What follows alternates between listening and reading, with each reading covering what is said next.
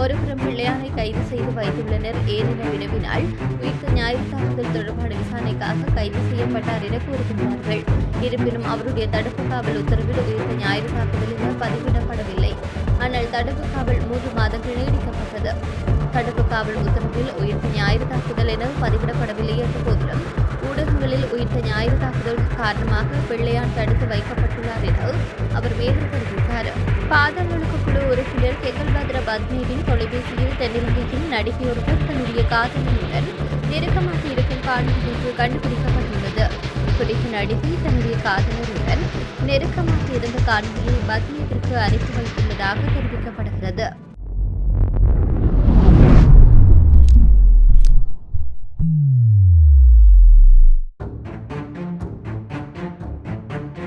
பாதாளொழுக்க குழு உறுப்பினர் கெகல்பத்ர பத்மேவின் தொலைபேசியில் தென்னிலங்கையில் நடிகை ஒருவர் தன்னுடைய காதலனுடன் நெருக்கமாக இருக்கும் காணொலியொன்று கண்டுபிடிக்கப்பட்டுள்ளது.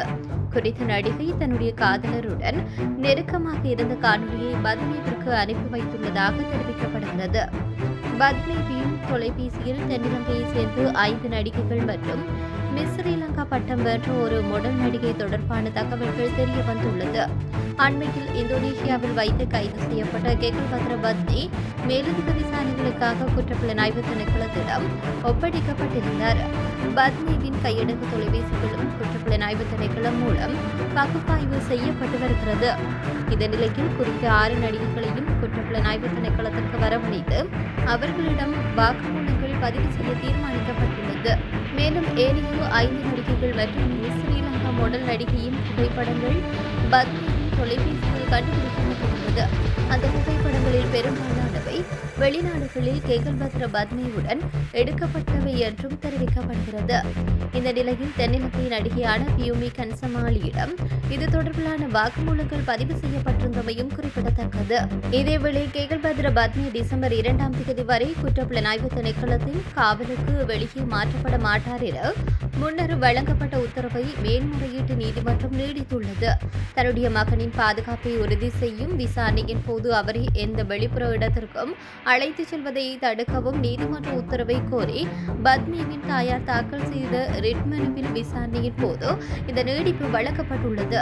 நீதிபதிகள் ரோகந்த அபேசூரிய மற்றும் பிரியந்த பெர்னாண்டோ ஆகியோர் முன்னிலையில் இந்த மனு விசாரிக்கப்பட்டது. இதன்போது பிரதிவாதிகள் சார்பாக பிரதி சொலிசிஸ்டர் ஜெனரல் வசந்த பெரேகரா முன்னிலையில் நீதிமன்றத்திற்கு முன்னர் வழங்கப்பட்ட உத்தரவாதத்தை நீடிக்கவும் அவர் ஒப்புக்கொண்டுள்ளார். மனுதாரர் சார்பாக ஜனாதிபதி சட்டத்தரணி அனிஜா பிரேமரத்ன தற்போது சிஐடியினால் விசாரிக்கப்படும் பத்மே அவருடைய பாதுகாப்பை உறுதி செய்வதற்காக திணைக்களத்தின் வளாகத்திற்குள் இருக்க வேண்டும் என்று வாதிட்டிருக்கின்றார். இதன்படி அடுத்த விசாரணை திகதி வரை நீதிமன்ற உத்தரவாதத்தை நீடிக்க வேண்டும் என்று அவர் கோரினார். கோரிக்கை ஏற்றுக்கொண்ட நீதிமன்றம் ஏற்கனவே உள்ள உத்தரவாதத்தை டிசம்பர் 2ஆம் தேதி வரை நீட்டித்து உத்தரவளித்ததுடன் குறித்த திகதியில் மனு மீண்டும் பரிசீலனைக்கு எடுத்துக் கொள்ளப்படும் என்று தெரிவிக்கப்படுகிறது. பத்மேவின் தாயார் தன்னுடைய மகன் தற்போது சிஐடி காவலில் இருப்பதாகவும் விசாரிக்கப்படுவதாகவும் திணைக்களத்திற்கு வெளியே வேறு எந்த இடத்திற்கும் அவர் மாற்றப்பட்டால் அவருடைய பாதுகாப்பு குறித்து அச்சப்படுவதாகவும் முன்னர் கூறியிருந்தார். இந்த நிலையில் அத்தகைய இடமாற்றங்களை தடுக்க முறையான உத்தரவை அவருடைய சட்டக்குழு கோரியிருந்தமை குறிப்பிடத்தக்கது. இதேவேளை ரஷ்ய பாதுகாப்பு படையினரின் காவலில் உள்ள பாதாளொழுக்க குழு குற்றவாளியான ரொட்டும்ப அமிலோவுக்கு எதிராக தற்போது ரஷ்ய நீதிமன்றத்தில் விசாரிக்கப்படும் வழக்கு முடியும் வரை அவர் இலங்கைக்கு நாடு கடத்தப்பட மாட்டார் என தெரிவிக்கப்படுகிறது. இன்டர்போல் சிவப்பு அறிவிப்பை தொடர்ந்து குடியேற்ற சட்டங்களை மீறி ரஷ்யாவிற்கு நுழைந்த மார்ச் மாதம் அவர் கைது செய்யப்பட்டிருந்தார். பாதாளொழுக்க தலைவர் ரொட்டும்ப அமிலோவை ரஷ்ய பாதுகாப்பு படையினர் கைது செய்வதாக ரஷ்யா மார்ச் மாதம் இன்டர்போல் மூலம் இலங்கைக்கு அதிகாரப்பூர்வமாக அறிவித்தது. அவர் கைது செய்யப்பட்ட போது பலர் இருந்த போதிலும் அவர்கள் குறித்து இலங்கைக்கு எந்த தகவலும் வழங்கப்படவில்லை. அதன்படி அந்த நாட்டின் குடியேற்ற சட்டங்களை மீறியதற்காக ரொட்டம் அமிலோ தற்போது ரஷ்ய நீதிமன்றத்தில் விசாரிக்கப்படுகிறது. தெரிவித்தார். இந்த நிலையில் அது தொடர்பான வழக்கு அடுத்த மாதம் மீண்டும் விசாரிக்கப்பட உள்ளது. எவ்வாறாயினும் ரொட்டும்ப அமிலவை நாட்டிற்கு அழைத்து வரும் செயல்முறை ஏற்கனவே தொடங்கிவிட்டது என்றும் அனைத்து தகவல்களும் ரஷ்யாவிற்கு அனுப்பப்பட்டுள்ளதாகவும் குற்றப்புலனாய்வு திணைக்களம் தெரிவித்தது. இதேவேளை சினிமா நடிகர் மற்றும் முன்னாள் நாடாளுமன்ற உறுப்பினர் ரஞ்சன் ராமநாயக்க தற்போதைய ஆண்டகுமார் திசாநாயக்க தலைமையிலான அரசாங்கம் கடந்த ஆட்சிகளை விட 100% சிறந்தது என்று தெரிவித்தார். அரசாங்கத்தின் மீது பொய்யுரைப்பதாக அல்லது பிரச்சாரங்களை மேற்கொள்வதாக சிலர் குற்றம் சாட்டினாலும் அவை குற்றங்கள் இல்லை என ரஞ்சன் ராமநாயக்க தெரிவித்தார். அத்துடன் முந்தைய ஆட்சிகளுடன் ஒப்பிடுகின்ற போது இந்த நிர்வாகம் வீழ்த்தப்பட வேண்டிய அளவிற்கு எந்தவொரு மோசமான நடவடிக்கைகளையும் மேற்கொள்ளவில்லை என அவர் வலியுறுத்தினார். இதேவேளையில் வடகிழக்கிலேயே போதைப்பொருள் பரப்புவதில் ராணுவத்தினருக்கு பெரும் பங்கு உள்ளதாக நாடாளுமன்ற உறுப்பினர் கஜேந்திரகுமார் பொன்னம்பலம் தெரிவித்தார். புலிகளின் புரட்சியை தோற்கடிப்பதற்கு ராணுவத்தின் ஊடாக பயன்படுத்தப்பட்ட போதைப்பொருள் என்ற புற்றுநோய் இன்று தெற்கு வரை பரவியுள்ளதாகவும் அவர் சுட்டிக்காட்டினார். நாடாளுமன்றத்தில் உரையாற்றும் போது அவர் இந்த விடயத்தை குறிப்பிட்டார்.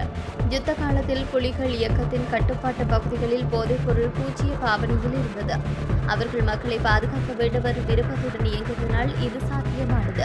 இந்த காலப்பகுதியில் வடக்கில் அரசு கட்டுப்பாட்டு பகுதிகளிலும் புலிகளின் ஆதிக்கம் இருந்தமையினால் அங்கு போதை அச்சுறுத்தல் குறைந்த அளவிலேயே இருந்தது. எனினும் போர் மௌனிக்கப்பட்ட 2009ஆம் ஆண்டிற்கு பின்னரே வடக்கில் பாரியளவில் போதைப்பொருள் பரவல் தொடங்கியிருந்தது. இராணுவத்தினரே இந்த நடவடிக்கையில் முழுவீச்சுடன் ஈடுபட்டு வருகின்றனர். இன்று சில பகுதிகளில் சமூக விரோதிகளுக்கு அடைக்கலம் தரும் இடமாக ராணுவம் மாறியுள்ளது. புலிகளின் புரட்சியை தோற்கடிப்பதற்கு ராணுவத்தின் ஊடாக பயன்படுத்தப்பட்ட போதைப்பொருள் என்ற புற்றுநோய் என்று தெற்கு வரை பரவியுள்ளது. போதைப்பொருள் வர்த்தகம் தொடர்பான முறைப்பாடுகளையும் காவல் நிலையங்கள் ஏற்க மறுக்கிறது. எனவே போதைப்பொருள் பரவலில் ராணுவத்திற்கு உள்ள தொடர்பு குறித்து தேடி பார்க்க வேண்டும். காவல்துறை, கல்வி, சுகாதாரம் போன்ற சமூகத்திற்கு மிகவும் தேவைப்படும் விடயத்தை அந்தந்த மக்களிடமே விட வேண்டும். அப்போதுதான் தங்களுடைய மக்களுக்கு தாம் பொறுப்பானவர்கள் என்ற உணர்வு ஏற்படும்.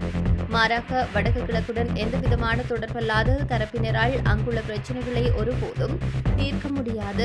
கடந்த காலங்களில் இத்தகைய தரப்பினரின் செயற்பாட்டாலேயே வடமாகாணம் திட்டமிட்ட வகையில் கல்வி உள்ளிட்ட விடயங்களில் பின்தள்ளப்பட்டது. எனவே அரசாங்கம் எடுக்கும் போதைப்பொருள் ஒழிப்பு தேசிய வேலை திட்டத்துக்கு எங்களால் பூரண ஆதரவு வழங்கப்படும். எனினும் ஆக்கப்பூர்வமான நடவடிக்கைகள் எடுப்பதாயின் இந்த செயற்பாட்டில் இருந்து ராணுவத்தை முற்றுமுழுதாக நீக்க வேண்டும். நிபுணத்துவம் பெற்றவர்களை மாத்திரம் இந்த நடவடிக்கையில் ஈடுபடுத்தினால் மாத்திரமே போதைப்பொருள் ஒழிப்பு என்பது சாத்தியப்படும். போதைப்பொருள் பாவனையாளர்களுக்கு மாறாக போதைப்பொருளை விற்பவர்களே தண்டிக்கப்பட வேண்டும் என கஜேந்திரகுமார் பொன்னம்பலம் தெரிவித்தார். இதேவேளையில் அரசாங்கத்தின் சட்டம் நடைமுறைப்படுத்தப்படும் முறை தொடர்பில் நாடாளுமன்ற உறுப்பினர் நாமல் ராஜபக்ஷ அதிருப்தி வெளியிட்டுள்ளார்.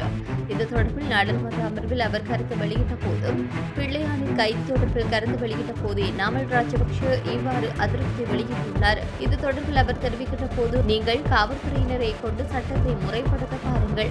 ஒருபுறம் பிள்ளையானை கைது செய்து வைத்துள்ளனர். ஏனென வினவினால் உயிர்த்த ஞாயிறு தாக்குதல் தொடர்பான விசாரணைக்காக கைது செய்யப்பட்டார் என கூறுகின்றார்கள்.